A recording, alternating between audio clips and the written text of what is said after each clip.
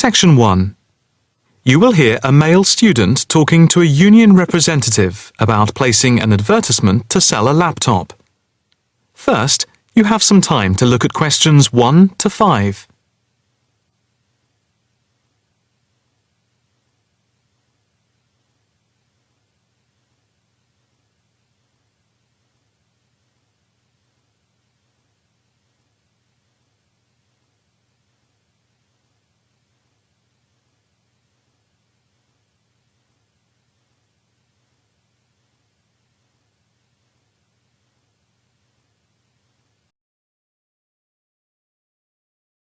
Now the test will begin. You should answer the questions as you listen, because you will not hear the recording a second time. Listen carefully and answer questions 1 to 5. Hi, I'm Debbie. How can I help? Hi, my name's David. I'm just looking to place an advertisement on the main union notice board to sell a laptop and a few accessories if that's possible. Sure, that's not a problem. I take it you are a member of the Students' Union? Yes, I am. Right then. I'll just get a form up, and as there is no one around and it looks as if it's going to be quiet for a while, I'll just type the details straight into the computer for you. Thanks very much. No problem. Shall we just title it Laptop for Sale? Yeah, okay. Can you describe it generally? Well, it's in very good condition. In fact, it's hardly been used. Why are you selling it, if I may ask? Well, I've got another one which is much lighter, and I don't really need two. I see. What weight is the one you're selling? It's 3.5 kilograms. That is heavy these days. Can you give more details about the one you want to sell? Right. Well, it's an Allegro, and it's got all the latest programs. Okay. What about the memory? The memory is only 0.5 gigabytes. And what about the screen size and the other features? Oh, well, the screen is, well, let's see, it's 37.5 centimetres with a standard size keyboard and a touchpad. But I've got a cordless mouse that I can put in with it if necessary. Well, some people don't like using a touchpad. What about ports or holes for attaching things to the laptop? It's got 2 ports. More modern laptops have more than 2 ports for all the extra attachments. They do. Let's see, what else is important? The battery lasts for 2.5 hours, which is okay, but not enough for long train journeys. But one thing is that it's not wireless. Right, okay, not wireless. Before you hear the rest of the conversation, you have some time to look at questions 6 to 10.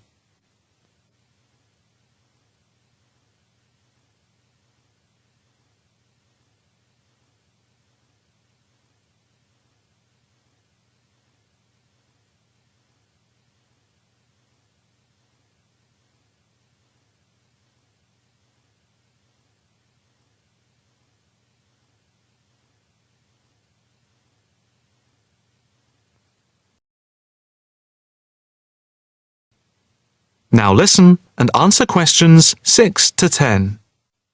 Anything else I can put on the advertisement?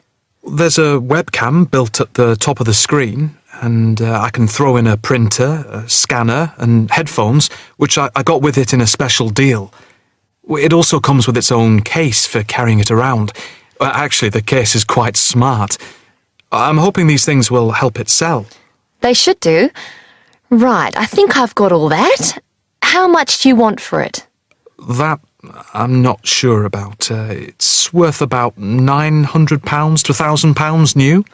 Yeah, but you won't get that much if it's used, and even if it's in good condition. What about £500? I doubt if you'd get as much as that. More like £200 or £300. If you look at the notice board, there is one on there which is comparable to yours, and it's not more than about £250, I think. As little as that? I'm afraid so. Shall we say £300? OK, put that. Can I take some contact details for the advert? The name's David Bristow. Bristow.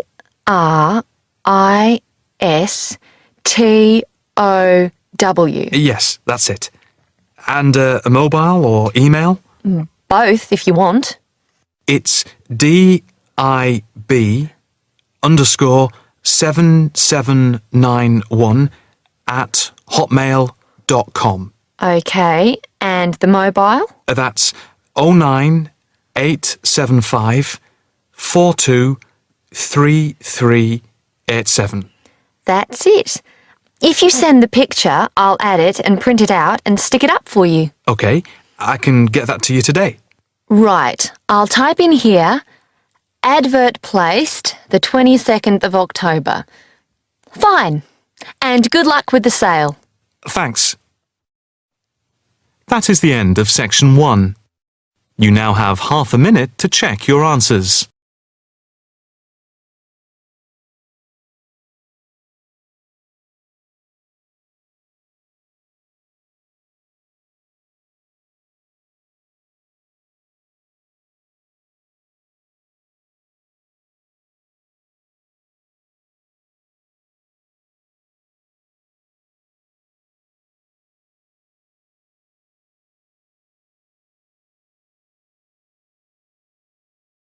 Section 2.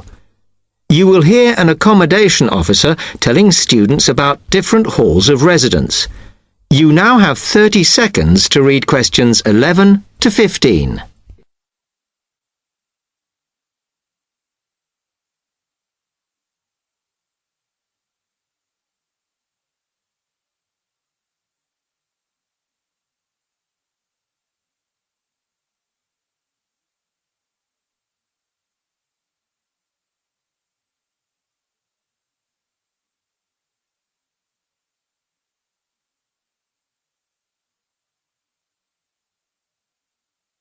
Now listen carefully and answer questions 11 to 15. Good afternoon, and welcome to Stanton University. I'm here to tell you about the various halls of residence we have available, should you choose to come here. We aim to offer accommodation in halls to all first-year students, and you'll find there's a good variety to choose from. First of all, there's Brown Hall, which, as you'll see, is not the most modern of buildings, but it is very popular with some students. It's got a good sense of community, some nice refurbished kitchens, and unlike the other halls, it has recently had a gym built in its basement. Another option is Blake Residence, which is built like a large house, and so everybody cooks and eats together. It has its own sectioned-off bit of private garden and is even more peaceful because this is an all-girls residence. Although, of course, boys are allowed to visit the hall and, I understand, frequently take part in cooking dinner. The largest hall we have is Queen's Building, and this has been upgraded recently. The original parking area has been built on so that the hall now has a large common room, and each bedroom now has its own shower room, which many students regard as a real bonus. A further option is the Parkway Flats, which won an award for design in its day. And this building now has a preservation order on it. This has meant that only a limited amount could be done to upgrade it, and the surrounding area is important, so parking is not permitted around the flats. However, the flats do have many extra facilities, such as a special computer room, a small library, and a self-service restaurant. The cost of breakfast, lunch, and dinner is covered in the fees for this hall, so it does look a bit more expensive. The last residence we can offer you is Temple Rise, which again is slightly more expensive than other halls as the rooms are larger. This has got very lovely views across to the coast, and this more than compensates for the fact that bathrooms here are shared between 6 students. However, the hall has domestic staff who clean the rooms once a week, so this is perhaps an attractive option for the messier amongst you. You now have 30 seconds to read questions 16 to 20.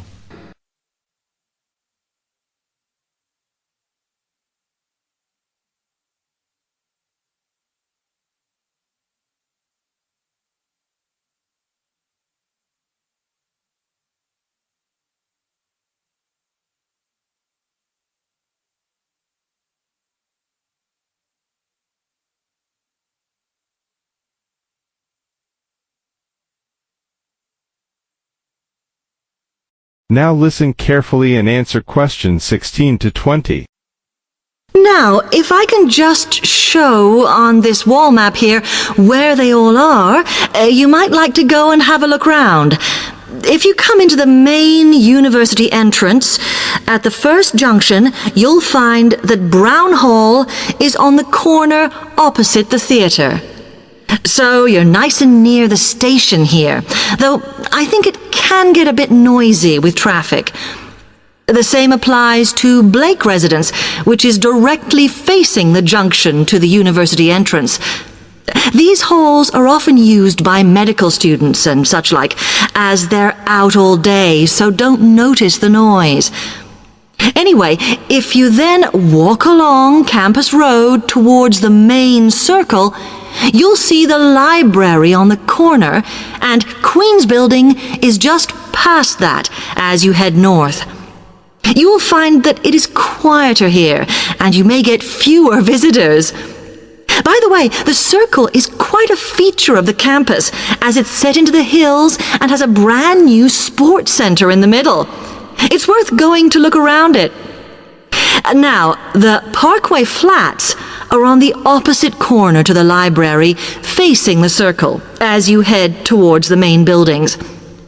The main buildings are only about a 5-minute walk from here, and places in these halls go quickly, so my advice is to reserve your place as soon as possible. Then, Temple Rise is inside the circle, next to the sports center, but further from the main university buildings. Now, if you'd like to go off and physically look... That is end of section 2. You now have half a minute to check your answers.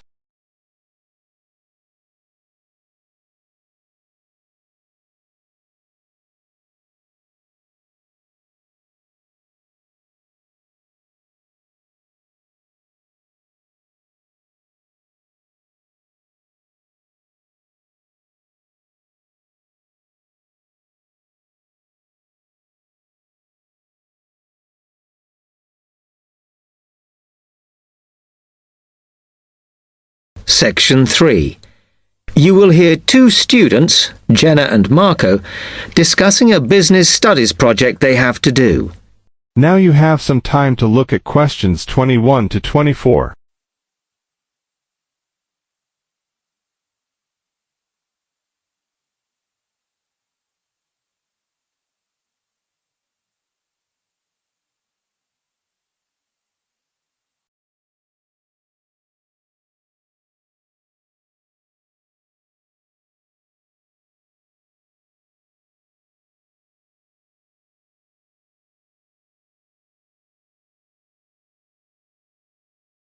Now listen carefully and answer questions 21 to 24. Come on, Marco. We've got to get on and sort out this project for Professor Buckley. Hang on. I want to make sure we've got all the information. Now, where are we? Well, today we need to sort out exactly what we're going to do and how we're going to divide the work up. Okay. How long have we got, by the way? The end of term is April 6th, and he said to hand it in on week 8, so that's March 25th at the latest, because the beginning of that week is the 21st, so not long. Right. Have you got the notes there? Yes. He wants us to do a fairly small-scale study, like the last one, on whether or not businesses were offering more benefits to staff. And we've now got to look at the rise in older workers. It should be fairly straightforward. Yeah, as long as we keep it small. Who's marking it? I don't know. Sometimes he gets the PhD students to mark it for him. Oh, actually, it just says here a senior lecturer. I suppose it's too much for Professor Barkley to do them all. Yeah. Anyway, how are we going to go about this? Well, we have to decide how big we want it to be and who. Yeah, but I think we must sort out a timetable for the project. Otherwise, nothing will get done. Okay. Do you want to do that? All right. I'll do it as soon as we finish here.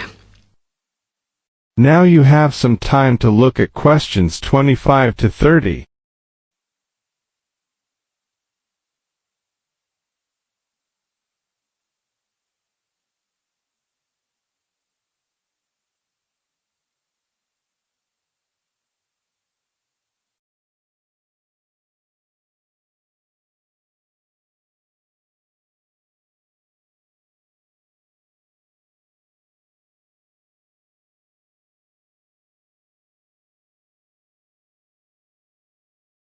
Now listen carefully and answer questions 25 to 30. Okay. What do we have to do now for the project? What's the best way to go about it? Well, Professor Carter suggested we set up a focus group to get some in-depth interviews, but I think that'll take a lot of time. Yeah, I agree. If we did a focus group, we'd have to spend time deciding who to include in it, and it's not necessary to do one anyway. Oh, fine. And if you agree, I think we should get in touch with the businesses on the list Professor Carter gave us and ask them if they're prepared to participate. Sounds good. Then we can go there, give them questionnaires, and collect them later. Exactly. Okay. Then, do we need to book one of those study rooms in the library so we can work together to input the data? Perhaps not, as I guess just one of us could just sort it out actually. Yes, that would be easier. A lot of what we're doing is qualitative, so it'll be writing up rather than statistics. No software for that, I'm afraid. And I think it would look better if we had actual shots of some of the staff, because we're citing appearance as a factor in employability, aren't we? Yeah, okay. I'll factor that all in when I sort everything out tonight. I'm glad we decided to work together. I think it's going to work out well. Yes, well, given that we had to work in pairs on this project, I think we were right to choose each other. We complement each other academically, as we're each good at what the other isn't. In fact, we should have tried working together before. Yes. Now, how shall we split the work? I'll do the analysis, shall I? Oh, okay. It's just that it might be faster, because I'm used to doing it. Although your English is better than mine. I need more practice at reading, really. Okay, I'll do the presentation then, if that's okay with you. Yeah, sure. I don't mind speaking in public, but I hate preparing all the notes for them. The thing is, the tutor said one person should do the whole presentation, and he said he expects me to do it because I haven't done one yet. No, that's fine. Now, let's see. That is the end of section 3. You now have half a minute to check your answer.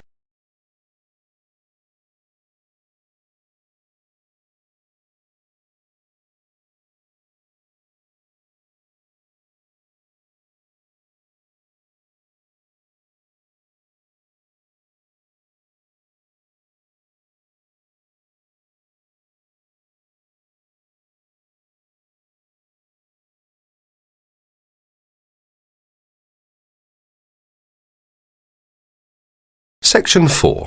You will hear a lecture giving advice on how to present a seminar paper. First read questions 31 to 40.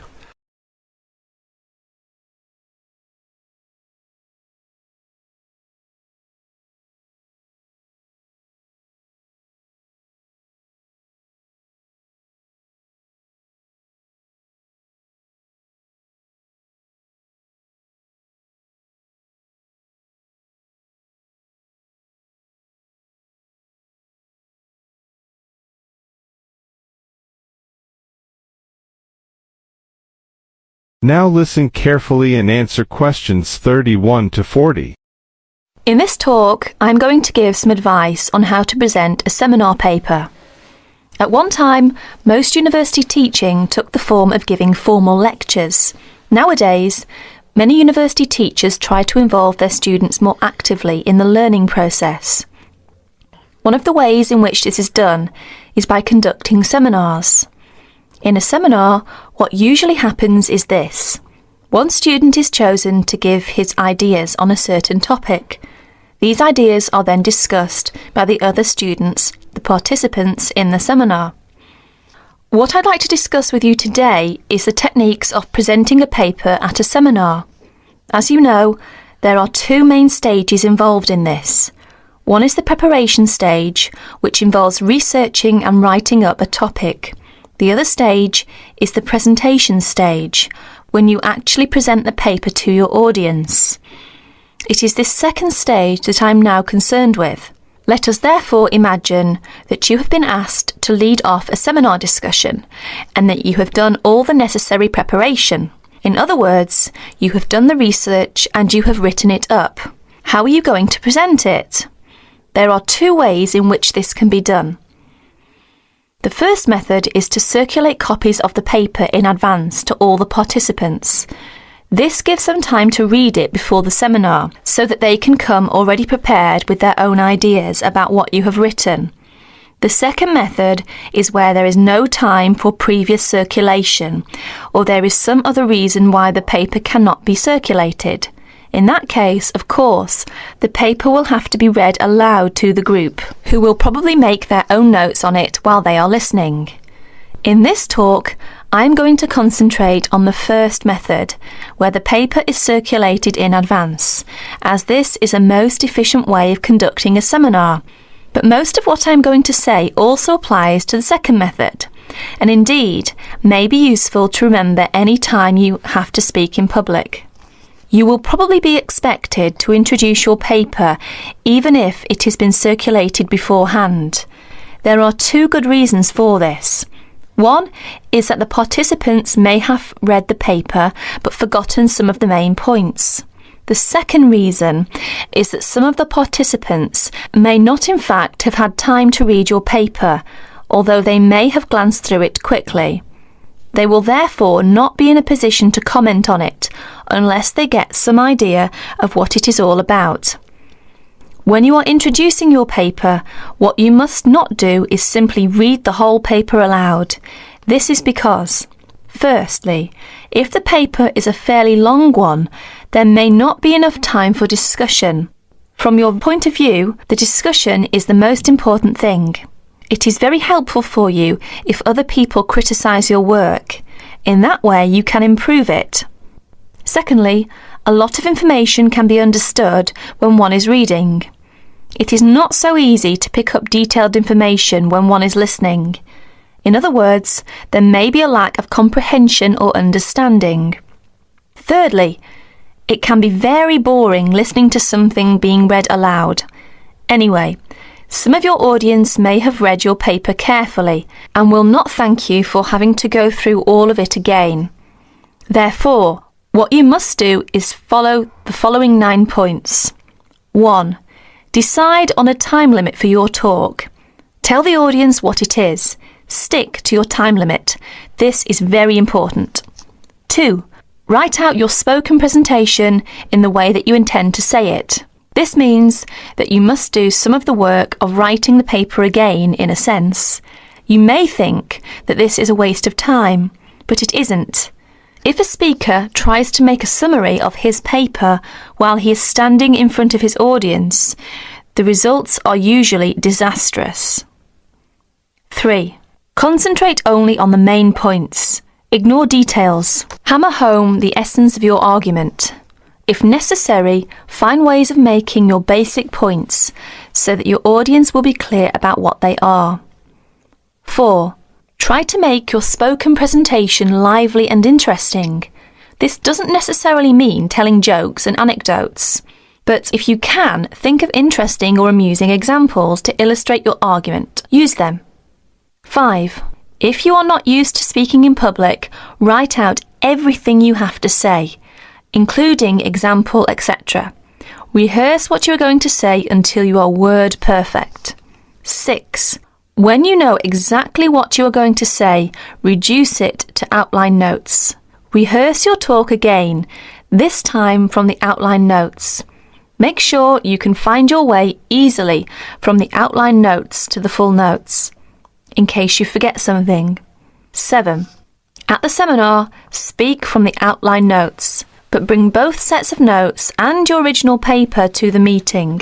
Knowing that you have a full set of notes available will be good for your self-confidence. 8.